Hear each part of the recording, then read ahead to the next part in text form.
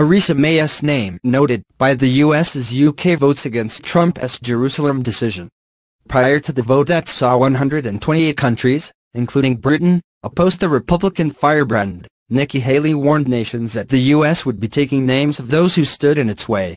She tweeted, "At the UN we're always asked to do more and give more. So, when we make a decision, at the will of the American people, about where to locate our embassy, we don't expect those we've helped to target us. On Thursday there'll be a vote criticizing our choice. The US will be taking names." After 35 countries abstained from the vote, 9 voting against and 21 failing to turn up, Ms. Haley sent out a message of appreciation to the nations that refused to condemn the United States.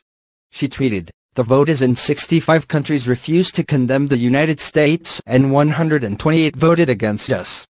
A follow-up post featured an image with all 65 nations written down that included major U.S. recipients such as Uganda, Honduras and South Sudan.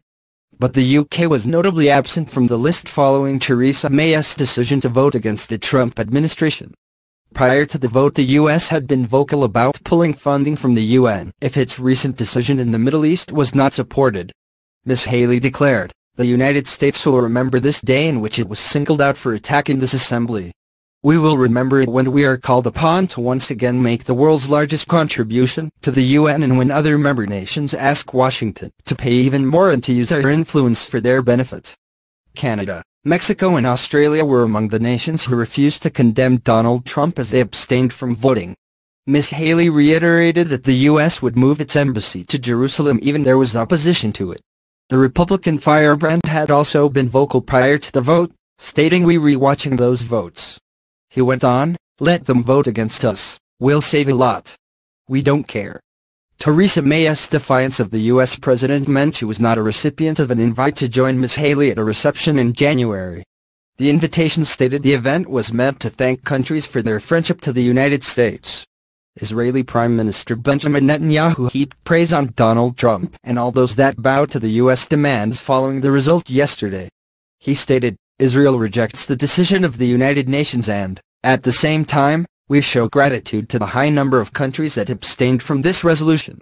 Israel thanks President Trump on his unequivocal position in favor of Jerusalem and thanks other countries that voted together with Israel, together with the truth."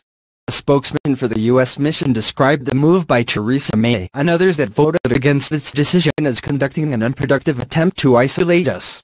They claimed, while the resolution passed, the vote breakdown tells a different story. It's clear that many countries prioritized their relationship with the United States over an unproductive attempt to isolate us for a decision that was ours.